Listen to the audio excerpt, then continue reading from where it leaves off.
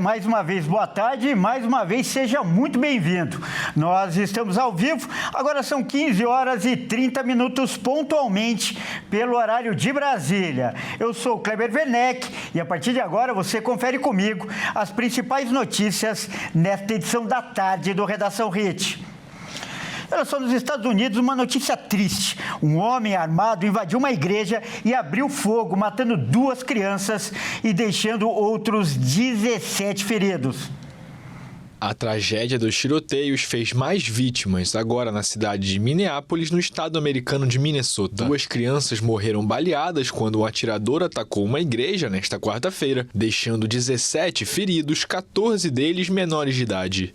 O atirador começou a disparar com um fuzil através das janelas do templo em direção às crianças sentadas nos bancos durante a missa. Os alunos estavam comemorando a primeira semana do ano letivo quando o ataque ocorreu. 2 crianças de 8 e 10 anos foram mortas onde estavam sentadas nos bancos da igreja. Seus pais foram notificados. Outras 17 pessoas ficaram feridas, 14 delas crianças. 2 dessas crianças estão em estado crítico. O covarde que disparou esses tiros acabou tirando a própria vida nos fundos da igreja. Mais cedo, veículos de comunicação já tinham noticiado que o autor do ataque estava morto. Imagens mostraram vários pais levando seus filhos pequenos da escola em meio a um importante dispositivo de emergência. O presidente americano Donald Trump publicou em sua rede social Truth Social ter sido informado do ataque trágico e que o FBI estava no local. A confirmação do ataque ocorre após uma onda de denúncias falsas sobre ataques armados em várias universidades do país, no retorno dos estudantes das férias de verão. E o decreto que regulamenta a nova TV 3.0 foi assinado hoje pelo presidente Lula. A nova tecnologia vai permitir melhor qualidade de áudio, vídeo e também interações em tempo real na TV aberta. O presidente Lula assinou nesta quarta-feira o decreto que regulamenta a TV 3.0, também chamada de DTV+. A nova tecnologia pretende inovar a forma de assistir à TV aberta, com melhor qualidade de imagem e som e interações em tempo real, deixando mais próximo da experiência dos serviços de streaming. A partir da regulamentação, as emissoras brasileiras poderão iniciar o processo de implantação do novo sistema. Segundo o governo, as transmissões devem começar no primeiro semestre de 2026, a partir das grandes capitais. A expansão de cobertura para todo o território nacional deve levar cerca de 15 anos. Especialistas apontam que a nova tecnologia é determinante para manter a TV aberta competitiva e relevante. A TV 3.0 vai oferecer aos espectadores um serviço interativo e gratuito, com personalização e interação na programação, como em um jogo de futebol, por exemplo, podendo escolher ouvir só o áudio da sua torcida. O espectador não precisará de acesso à internet para utilizar a TV 3.0. O material será transmitido pelo sinal aberto e gratuito. Mas com a internet, o usuário terá acesso às opções interativas. Inicialmente, para usar a nova tecnologia, será necessário usar uma caixinha de acesso, mas o objetivo é que no futuro as novas televisões já venham com esse acesso de fábrica. O Supremo Tribunal Federal determinou que a polícia vigie o ex-presidente Jair Bolsonaro em tempo integral, na casa onde ele cumpre prisão domiciliar em Brasília. O ministro Alexandre de Moraes, do Supremo Tribunal Federal, ordenou o monitoramento policial em tempo integral do ex-presidente Jair Bolsonaro, que cumpre prisão domiciliar desde o início do mês. Em um documento judicial, o magistrado afirmou que existe a possibilidade de risco de fuga do militar da reserva, especialmente diante da proximidade do veredito no STF, previsto entre 2 e 12 de setembro, do julgamento em que é acusado de tentativa de golpe de Estado. A medida atende a um pedido da Procuradoria-Geral da República, que na véspera havia solicitado maior vigilância policial sobre o líder de extrema-direita. Na semana passada, a Polícia Federal afirmou ter encontrado um rascunho de pedido de asilo político argentina no celular de Bolsonaro, documento que reforça as suspeitas de tentativa de fuga e embasou um pedido de indiciamento do ex-presidente por tentativa de obstruir o processo judicial contra ele. A defesa do antigo capitão do Exército acusou a PF de tentar desmoralizá-lo. O ex-presidente é acusado de liderar uma organização criminosa que conspirou para impedir a posse do presidente Lula após a vitória nas eleições de 2022. Se considerado culpado, Bolsonaro, que se declara inocente e afirma ser vítima de uma perseguição, pode enfrentar até 40 anos de prisão.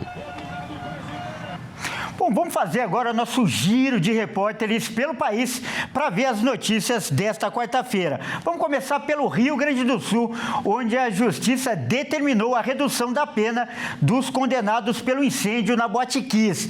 E eles agora buscam a progressão para o regime semiaberto.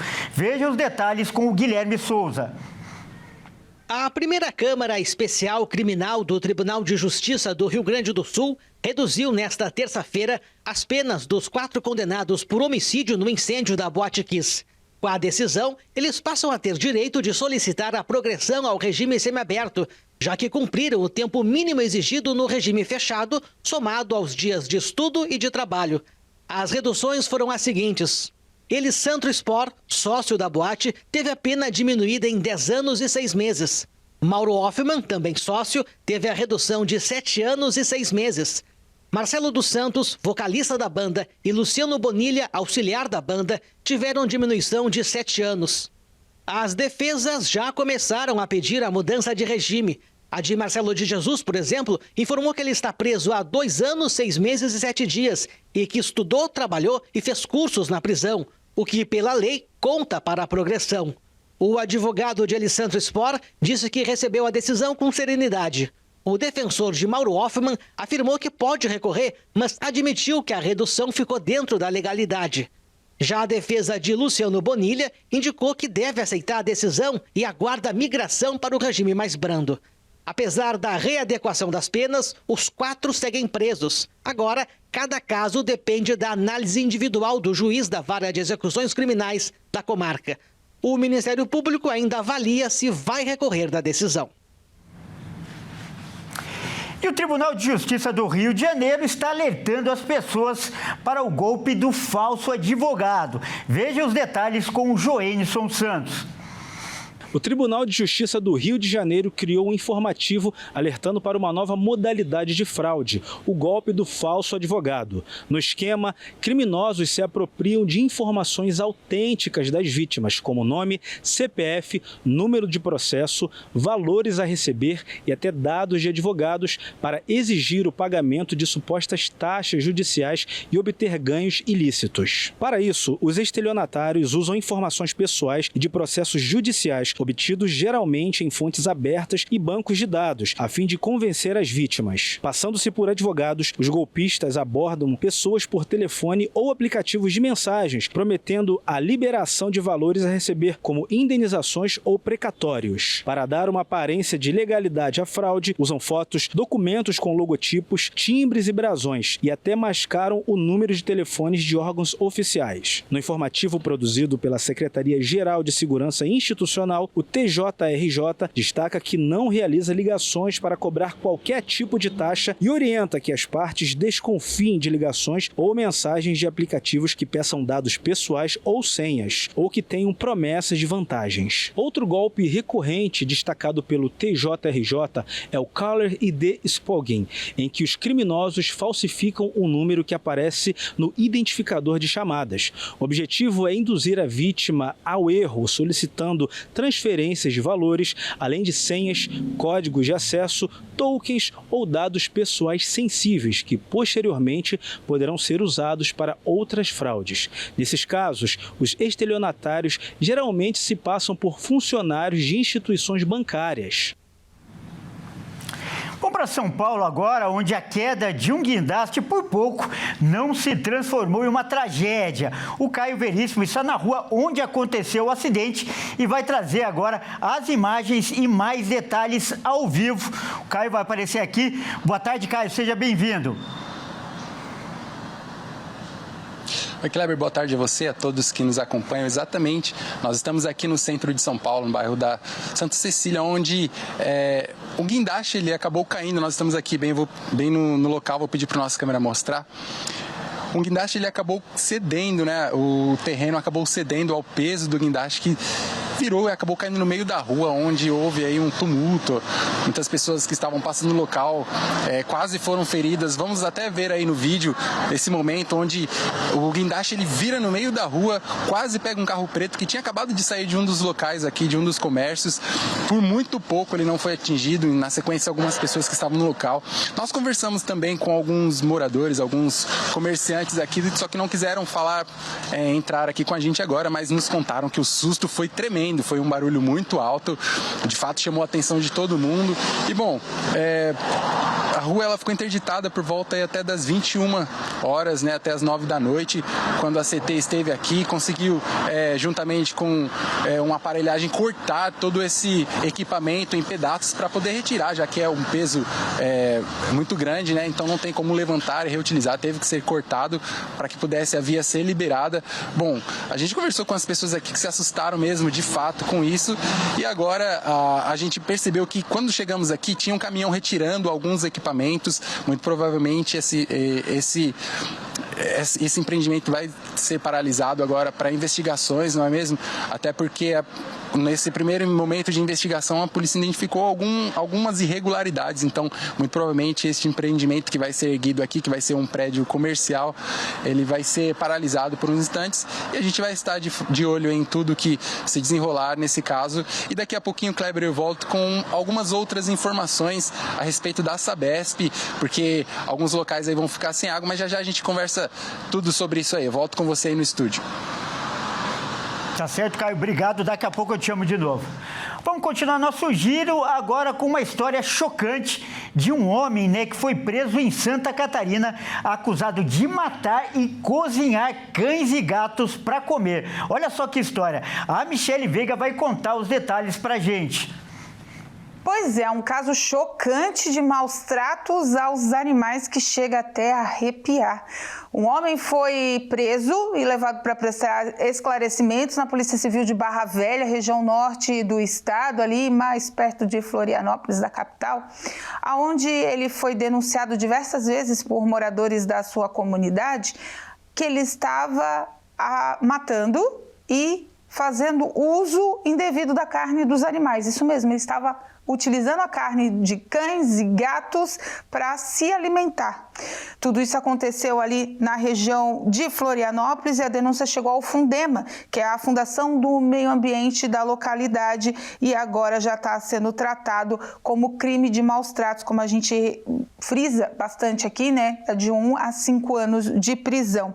A mãe do suspeito relatou que ele fazia essa prática de ações há cerca de 4 anos. Segundo ela, o filho já teria convidado, inclusive, a família para comer a carne dos animais. A polícia vai seguir investigando essa situação até fazer uma perícia técnica nesse homem para avaliar sua saúde mental, mas o caso segue em investigação pela Polícia Civil do estado catarinense. Mas é um crime bárbaro contra os animais e é claro, né, gente? Não se deve fazer isso jamais, mas a avaliação psíquica desse homem vai ser feita, mas mesmo assim está sendo conduzido como crime de maus tratos, que dá de 1 a 5 anos de prisão. Realmente uma história repugnante. E olha só, vamos mudar de assunto para falar um pouco de economia e continuar o nosso giro. O brasileiro tem buscado empréstimos para pagar as contas e também suprir as necessidades do dia a dia. E a busca pelo crédito aumentou quase 9% em junho, como vai mostrar a repórter Elisa Lorini, lá do Mato Grosso do Sul. A inflação acumulada em 12 meses está em 5,23%, um valor acima da meta estabelecida de 3%. Na tentativa de conter os preços, a Selic, que é a taxa básica de juros, permanece alta, está em 15% ao ano, o maior nível desde 2006. Só que mesmo com os juros em alta, o brasileiro, que já está endividado, tem buscado por empréstimos para tentar renegociar os atrasados. usados ou até complementar a renda para comprar o básico. Dados mais recentes divulgados pela Serasa mostram que a busca por empréstimos aumentou quase 9% em junho deste ano, no comparativo com o ano passado. A situação é ainda mais complicada para quem ganha menos. A demanda por crédito aumentou em um pouco mais de 12% entre as pessoas com renda de até um salário mínimo e 14% entre quem recebe entre 1 e 2 salários. O vilão, do endividamento é taxa de juros. Taxa de juros ela acaba refletindo nos financiamentos, nos empréstimos, na alimentação, inflação. Apesar de ter uma queda sensível na inflação, a gente ainda não sente nenhum movimento transformador, nesse sentido na economia. Mas o grande vilão do brasileiro, do endividamento do brasileiro hoje, sem dúvida nenhuma, são os empréstimos. Apesar da recente desaceleração nos preços dos alimentos, o alívio para o orçamento das famílias ainda é limitado, especialmente porque esse item compõe uma grande fatia da renda. Pelo menos 20% de tudo que o brasileiro recebe para sobreviver acaba gastando com comida. A gente gasta muito com lanche. Sair pra comer toda hora, com lanche que eu adoro. Essas coisas assim, então eu cortando, economizando, mas pensando em coisas que precisam, tipo casa, necessidades mesmo. A dica que eu dou é planejar o seu orçamento. Assim, comprar o que precisa, não levar para casa o que não deve. Às vezes as pessoas compram por impulso. Eu consigo viver muito bem assim. Qualquer tipo de rendimento, eu preciso ter planejamento. O que é planejamento? Primeiro, um diagnóstico. Eu colocar no papel todas as saídas, todas as entradas, o mês todo eu ter isso desenhado, eu vou ter noção do que é supérfluo, o que é necessário. Então, às vezes, pequenos gestos vão impactar grandemente no final do seu mês. Então, independente da renda, planejamento. Nós temos um costume, ou uma cultura de eu não mexo nos gastos essenciais. Os meus gastos necessários eu não mexo. E aí que está o grande engano. Por quê? Mesmo na alimentação, mesmo que não seja supérfluo, que seja um gasto necessário, eu consigo ter alternativas. Hoje, o Brasil tem quase 78 milhões de inadimplentes. Vamos voltar para o Rio de Janeiro, onde as aulas de várias escolas tiveram de ser interrompidas por causa de tiroteios. Ao todo, 16 mil alunos ficaram sem estudar. Veja os detalhes agora de novo com o Joênison Santos. Cerca de 16 mil alunos de escolas municipais do Rio ficaram sem aula nesta última terça-feira devido a confrontos armados no município. Segundo a Secretaria Municipal de Educação, 57 unidades de ensino ficaram fechadas, 25 somente nos complexos do Alemão e da Penha. Participaram da ação equipes da Delegacia de Repressão a Entorpecentes da capital, com o apoio de outras unidades do Departamento Geral de Polícia Especializada, o BOP. As investigações apontam que comunidades dominadas pelo Comando Vermelho vem tentando expandir seus domínios para a Zona Oeste. De um lado, traficantes como o Wallace de Brito Trindade, o Lacoste e William Ivens da Silva, o Coelhão, ligados ao 3º Comando Puro, expandem influência a partir da comunidade da Serrinha. Do outro lado, o Comando Vermelho, chefiado por Edgar Alves de Andrade, o DOCA, que promove ofensivas do Morro do Juramento usando grupos de ataques especializados. Durante uma agenda, o governador do Rio, Cláudio Castro, falou sobre a operação em curso em comunidades da Zona Norte da capital. Segundo ele, o objetivo é não causar efeitos colaterais e que é uma satisfação ver as forças policiais trabalhando juntas nessas ações. Ele afirma que o trabalho da segurança pública de libertar a população não vai parar. E vamos voltar a falar ao vivo com o Caio Veríssimo em São Paulo, porque começa a vigorar uma redução na pressão da água que chega nas casas. Isso acontece ou vai acontecer, está acontecendo por causa do baixo volume de chuvas.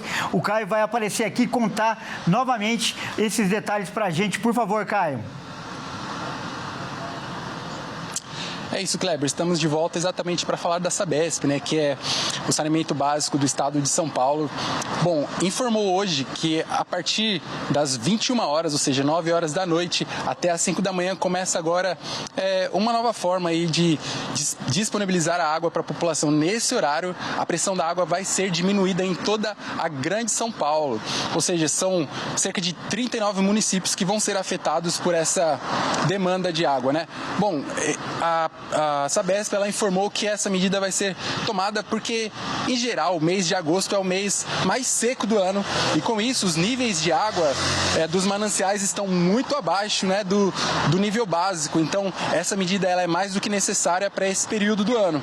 Bom, a Sabesp também informou que as regiões de Cantareira, Alto do Tietê, Guarapiranga, eles vão ter aí uma economia de 4.000 litros por segundo durante esse período, das 9 horas às 5 da manhã. 4.000 litros de água por segundo serão economizados, então, de fato, é uma boa economia aí para a Sabesp. E quem é que vai ser afetado? Nesses 39 municípios, né, que compõem a grande São Paulo, aí existem cerca de 21 milhões de habitantes, né?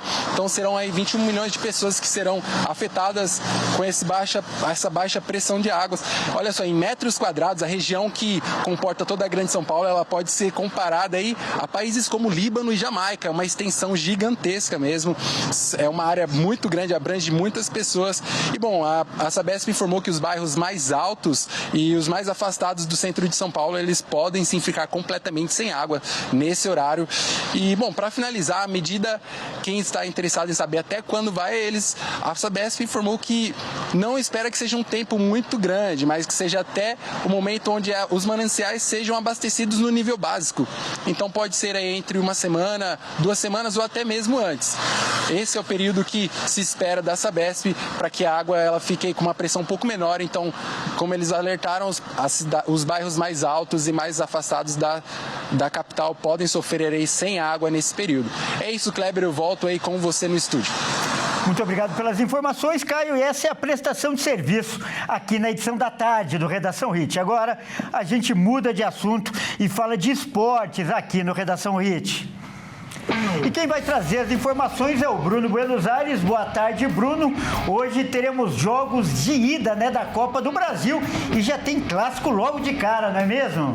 Isso mesmo, Kleber. Boa tarde a você e a todos que nos assistem. Abrindo as quartas de final na Arena MRV, Atlético Mineiro e Cruzeiro duelo. Com bastante rivalidade envolvida, o retrospecto do clássico é bem equilibrado. Vaga na semi, quase 10 milhões de reais em premiação e a tradicional rivalidade. Com esse cenário, Atlético Mineiro e Cruzeiro se enfrentam nesta quarta às 19h30 pelas semifinais da Copa do Brasil. Este será o terceiro confronto entre os rivais mineiros na Copa do Brasil. Em 2014, eles disputaram a final e o Atlético Mineiro levou a melhor, vencendo os 2 jogos e se sagrando campeão. Em 2019, o Clássico Mineiro foi disputado nas quartas de final, como agora. A Raposa venceu por 3-0 no Mineirão e perdeu por 2-0 no Independência, classificando-se para as semifinais. A quarta já começou com um clima de provocação. O entorno da Arena MRV do Atlético Mineiro amanheceu com milho espalhado pelas ruas, nas áreas de acesso ao estádio. A provocação é tradicional por parte da torcida do Cruzeiro em relação ao Galo. O jogo de hoje contará apenas com a presença da torcida do Atlético. A previsão de público é de mais de 40 mil pessoas na Arena MRV. O jogo de volta, que decide a classificação, está marcado para o dia 11 de setembro, no Mineirão, e vai contar somente com torcedores cruzeirenses. Disputando a Sul-Americana e a Copa do Brasil, o Galo vem de derrota para o São Paulo no Brasileiro, usando a equipe reserva. O time chegou às quartas de final depois de eliminar o Flamengo. O técnico Cuca vai contar com a maioria de seus titulares à disposição, então uma provável escalação do Atlético conta com Everson, Natanael, Vitor Hugo ou Lianco, Júnior Alonso e Guilherme Arana, Alan Franco, Alexander, Gustavo Scarpa e Renier ou Rony, Hulk e Coelho.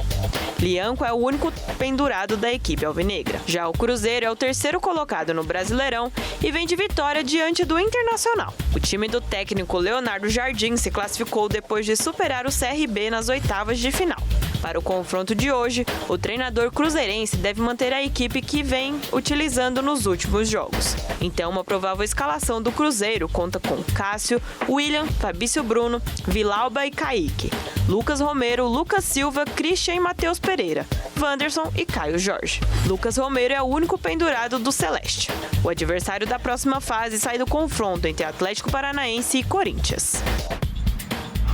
E Bruno, nós vamos ter ainda um outro clássico, só que lá no Rio de Janeiro, não é mesmo? Isso mesmo, Kleber. Vasco e Botafogo jogam em São Januário hoje, às 21h30. As duas equipes chegam pressionadas, já que só restou a Copa do Brasil como possibilidade de título nesta temporada. Vasco e Botafogo duelam em São Januário pelo jogo de ida das quartas de final da Copa do Brasil, às 21h30.